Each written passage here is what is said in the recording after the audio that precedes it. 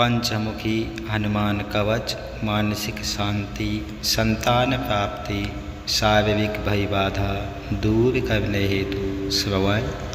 श्री गणेशाय नमः। ओम अस्य श्री पंचमुख हनुमत कवच मंत्रस्य ब्रह्मा ऋषिः गायत्री छन्दः पंचमुख विराट हनुमान देवता ह्रीं बीजां श्रीं शक्तिः क्रों कीलकां क्रों कवचां क्रयस्त्राय फटयति दिग्बन्धः। श्रीगरुडुवाच समो सर्वाङ्गसुन्दरयत्कृतं देवो देवेन ध्यानं हनुमतः प्रियं पञ्चवक्त्रं महाभीमं त्रिपञ्चनयनैर्युतं बाहुभिर्दशभिर्युक्तं सर्वकामार्थसिद्धिदं पूर्वतु वानरं वक्त्रं कोटिसूर्यसमप्रभं द्रष्टाकरालवदनं भ्रुकुटीकुटिलेक्षणम् अस्यैव दक्षिणं वक्त्रं नारसिंहं महाद्भुतम् अत्युग्रतेजो वपुष्पं भीषणं भयनाशनं पश्चिमं गारवं वक्त्रं वक्रतुण्डं महाबलं सर्वनागपशमनं विषभूतादिक्वतनम् उत्तरं शौकरं वक्त्रं कृष्णं दीप्तं नभोपमां पातालसिंहवेतालो ज्वररोगादिक्वतनम् ऊर्ध्वं हयाननं घोरं दानवान्तकरं परं येन वक्त्रेण विप्रेन्द्रो तारकाख्यं महासुरम् जङ्घानशरणं तस्यात् सर्वशत्रुहरं परं ध्यात्वा पञ्चमुखं रुद्रं हनुमन्तं दयानिधिं खड्गं त्रिशूलं खड्वाङ्गं पाशुमङ्कुशपर्वतं मुष्टिं कौमुदकीं वक्षं धारयन्तं कमण्डलम् भिन्दिपालं ज्ञानमुद्रा दशभिर्मुनिपुङ्गवाम् एतान्यायुधजलानि धारयन्तं भजाम्यहं पीतासनोपविष्टं तं सर्वाभरणभूषितां दिव्यमाल्याम्बरधरं दिव्यगन्धानुलेपनं सर्वाश्चर्यमयं देवं हनुमद्विश्वतोमुखं पञ्चस्यमच्युतानेकविचित्रवर्णं वक्त्रं शशाङ्कशिखरं कपिराजवर्णपीताम्बरादिमुकुटैर्रूपशोभिताङ्गपिङ्गाक्षमाद्यमनिशं मनसा स्मरामि। मरकते समहोत्राहं सर्वशत्रुहरं परां शत्रुं संहर मां रक्ष श्रीमन्नपदममुद्धर। ॐ हरिमर्कटमर्कयेत मन्त्रमिदं परिलिख्यति लिख्यति वामतले यदि नश्यति नश्यति शत्रुकुलं यदि मुञ्चति मुञ्चति वामलता। गणेशाय नमः। ओम अस्य श्री पंचमुख हनुमत कवच मंत्रस्य ब्रह्मा ऋषिः गायत्री छन्दः पंचमुख विराट हनुमान देवता ह्रीं बीजां श्रीं शक्तिः क्रों कीलकां क्रों कवचां क्रयस्त्राय फटयति दिग्बन्धः। श्रीगरुडुवाच समो सर्वाङ्गसुन्दरयत्कृतं देवो देवेन ध्यानं हनुमतः प्रियं पञ्चवक्त्रं महाभीमं त्रिपञ्चनयनैर्युतं बाहुभिर्दशभिर्युक्तं सर्वकामार्थसिद्धिदां पूर्वतु वानरं वक्त्रं कोटिसूर्यसमप्रभं द्रष्टाकरालवदनं भ्रकुटीकुटिलेक्षणम् अस्यैव दक्षिणं वक्त्रं नारसिंहं महाद्भुतम् अत्युग्रतेजो वपुष्पं भीषणं भयनाशनं पश्चिमं गारवं वक्त्रं वक्रतुण्डं महाबलं सर्वनागपशमनं विषभूतादिक्वतनम् उत्तरं शौकरं वक्त्रं कृष्णं दीप्तं नभोपमां पातालसिंहवेतालो ज्वररोगादिक्वतनम् ऊर्ध्वं हयाननं घोरं दानवान्तकरं परं येन वक्त्रेण विप्रेन्द्रो तारकाख्यं महासुरम् जङ्घानशरणं तस्यात् सर्वशत्रुहरं परां ध्यात्वा पञ्चमुखं रुद्रं हनुमन्तं दयानिधिं खड्गं त्रिशूलं खड्वाङ्गं पाशुमङ्कुशपर्वतं मुष्टिं कौमुदकीं वक्षं धारयन्तं कमण्डलम् भिन्दिपालं ज्ञानमुद्वादशभिः मुनिपुङ्गवाम् एतान्यायुधजलानि धारयन्तं भजाम्यहं पेतासनोपविष्टं तं सर्वाभरण्यभूषितां दिव्यमाल्याम्बरधरं दिव्यगन्धानुलेपनं सर्वाश्चर्यमयं देवं हनुमद्विश्वतोमुखं पञ्चशमच्युतानेकविचित्रवर्णं वक्त्रं शशाङ्कशिखरं कपिराजवर्णपीताम्बरादिमुकुटैर्रूपशोभिताङ्गपिङ्गाक्षमाद्यमनिशं मनसा स्मरामि मर्कटेशमहोत्राहं सर्वशत्रुहरं परां शत्रुं संहर मां रक्ष श्रीमन्नपदममुद्धर ॐ हरिमर्कटमर्कयेत मन्त्रमिदं परिलिख्यति वामतले यदि नश्यति शत्रुकुलं यदि मुञ्चति वामलता गणेशाय नमः। ॐ अस्य श्रीपञ्चमुखहनुमत्कवचमन्त्रस्य ब्रह्मा ऋषिः गायत्री छन्दः पञ्चमुखविराट् हनुमानदेवता ह्रीं बीजां श्रीं शक्तिः क्रों कीलकां क्रों कवचां क्रय अस्त्राय फटयति दिग्बन्धः। श्रीगरुडुवाच समो सर्वाङ्गसुन्दरयत्गतं देवो देवेन ध्यानं हनुमतः प्रियं पञ्चवक्त्रं महाभीमं त्रिपञ्चनयनैर्युतं बाहुभिर्दशभिर्युक्तं सर्वकामार्थसिद्धिदां पूर्वतु वानरं वक्त्रं कोटिसूर्यसमप्रभं द्रष्टाकरालवदनं भ्रकुटीकुटिलेक्षणम् अस्यैव दक्षिणं वक्त्रं नारसिंहं महाद्भुतम् अत्युग्रतेजो वपुष्पं भीषणं भयनाशनं पश्चिमं गारवं वक्त्रं वक्रतुण्डं महाबलं सर्वनागपशमनं विषभूतादिक्वतनम् उत्तरं शौकरं वक्त्रं कृष्णं दीप्तं नभोपमां पातालसिंहवेतालो ज्वररोगादिक्वतनम् ऊर्ध्वं हयाननं घोरं दानवान्तकरं परं येन वक्त्वेम विप्रेन्द्रो तारकाख्यं महासुरं जङ्घानशरणं तस्यात् सर्वशत्रुहरं परं ध्यात्वा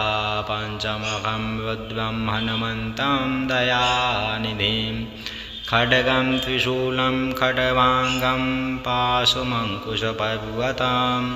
मुष्टिं कौमुदकीं वक्षं धारयन्तं कमण्डलम्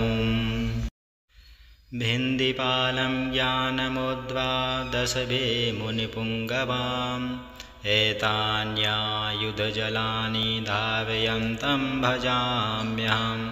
पीतासनोपविष्टं तं सर्वाभरणभूषितां दिव्यमाल्याम्बरधरं दिव्यगन्धानुलेपनं सर्वाश्चर्यमयं देवं हनुमद्विश्वतोमुखं पञ्चस्यमच्युतानेकविचित्रवर्णं वक्त्रं शशाङ्कशिखरं कपिराजवर्णपीताम्बरादिमुकुटैर्रूपशोभिताङ्गपिङ्गाक्षमाद्यमनिशं मनसा स्मरामि मरकते समहोत्वाहं सर्वशत्रुहरं परां शत्रुं संहर मां रक्ष श्रीमन्नपदममुद्धर ॐ हरिमर्कटमर्कयेत मन्त्रमिदं परिलिख्यति वामतले यदि नश्यति शत्रुकुलं यदि मुञ्चति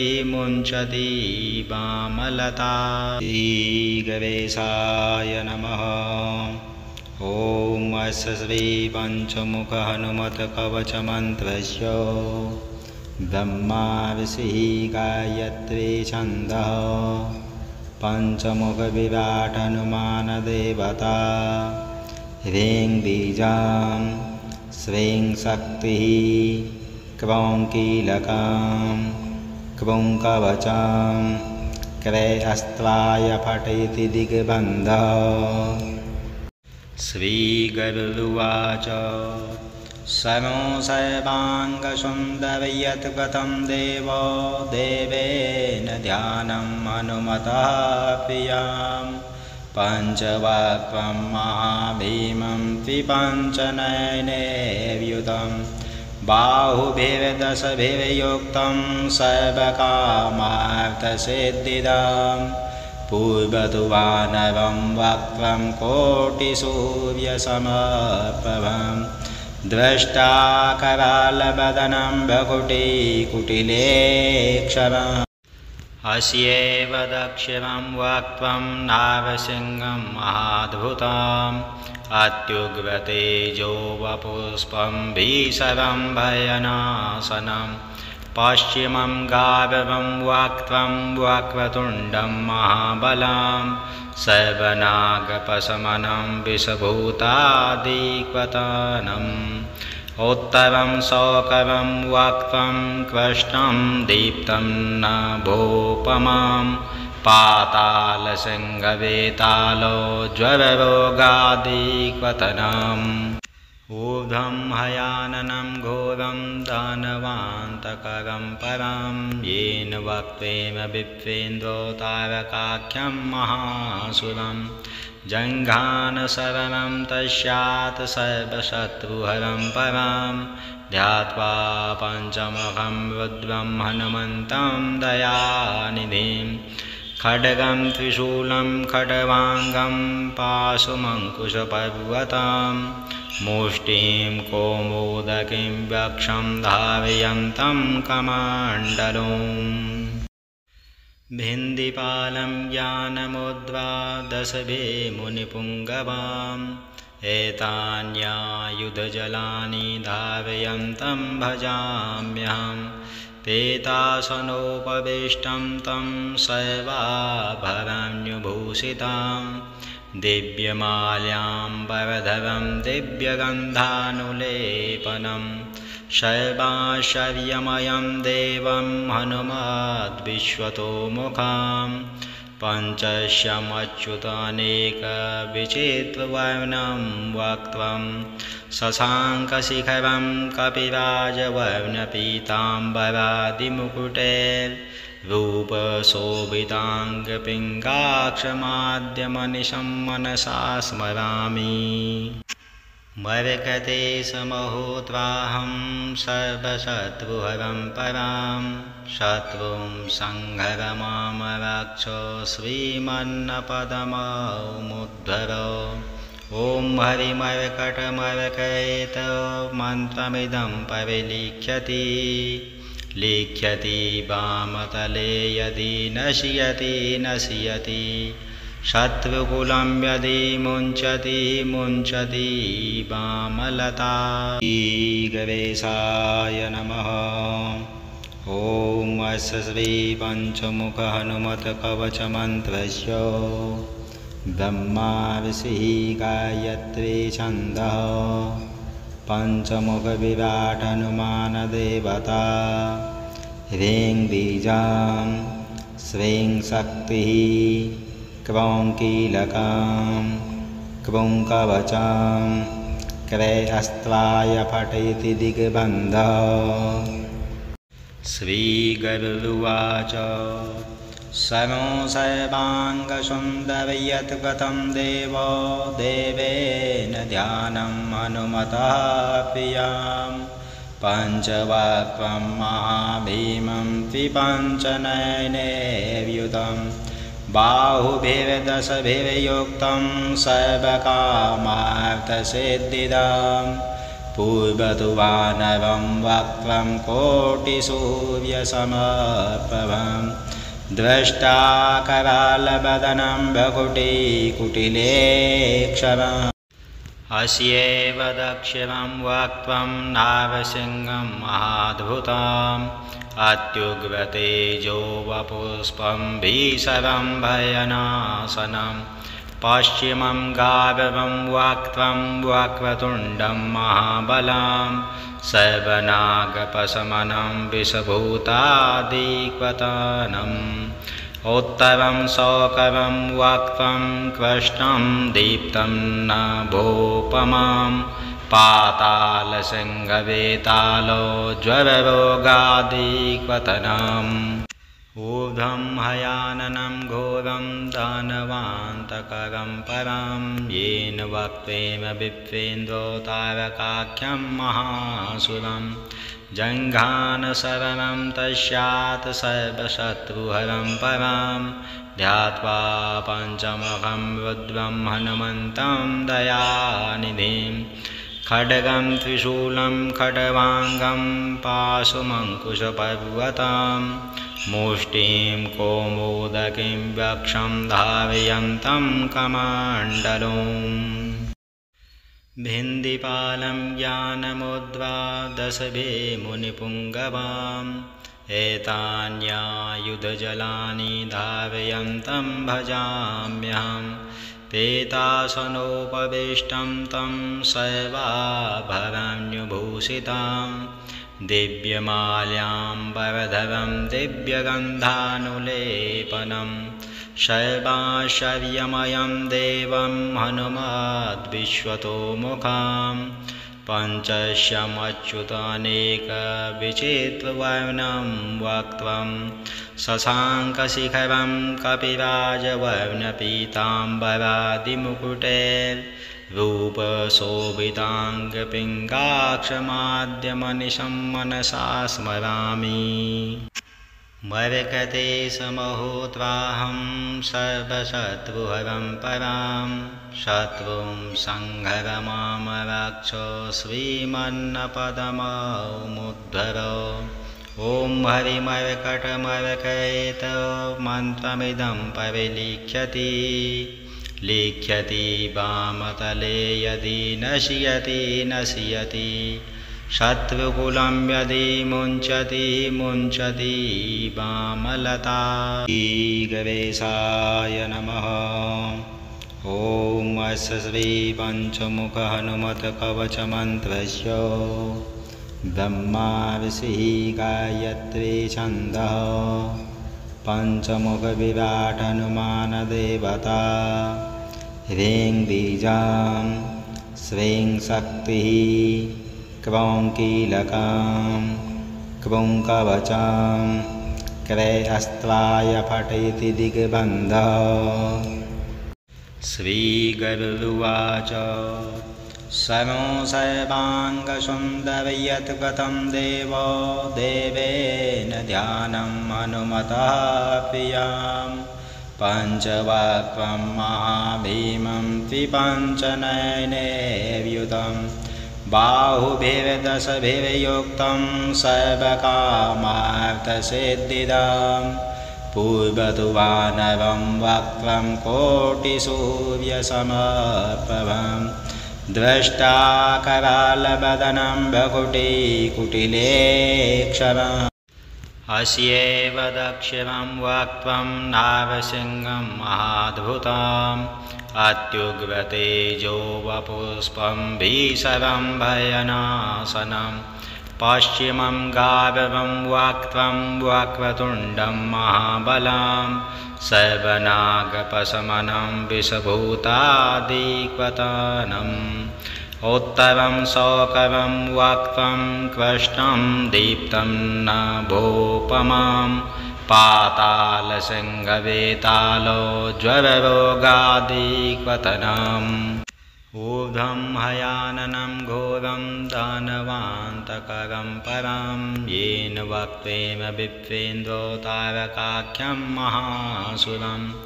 जङ्घानशरणं तस्यात् सर्वशत्रुहरं परं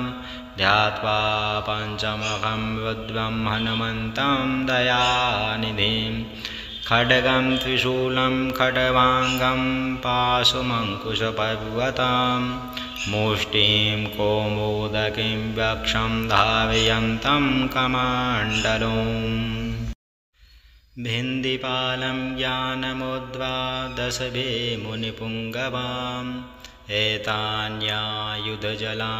धारयन्तं भजाम्यहं पीतासनोपविष्टं तं सर्वाभरणभूषितां दिव्यमाल्याम्बरधरं दिव्यगन्धानुलेपनं सर्वाश्चर्यमयं देवं हनुमद्विश्वतोमुखं पञ्चशमच्युतानेकविचित्रवर्णं वक्त्रं शशाङ्कशिखरं कपिराजवर्णपीताम्बरादिमुकुटैर्रूपशोभिताङ्गपिङ्गाक्षमाद्यमनिशं मनसा स्मरामि मरकते समहोत्राहं सर्वशत्रुहरं परां शत्रुं संहर मां रक्ष श्रीमन्नपदममुद्धर ॐ हरिमर्कटमर्कयेत मन्त्रमिदं परिलिख्यति लिख्यति वामतले यदि नश्यति शत्रुकुलं यदि मुञ्चति वामलता। श्रीगणेशाय नमः। ॐ अस्य श्रीपञ्चमुखहनुमत्कवचमन्त्रस्य ब्रह्मा ऋषिः गायत्री छन्दः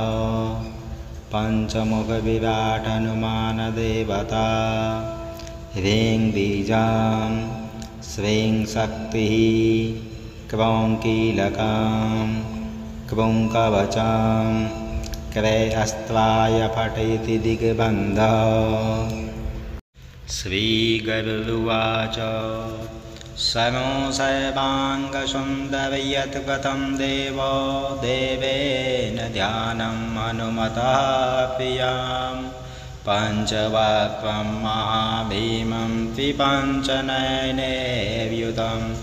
बाहुभिर्दशभिर्युक्तं सर्वकामार्थसिद्धिदं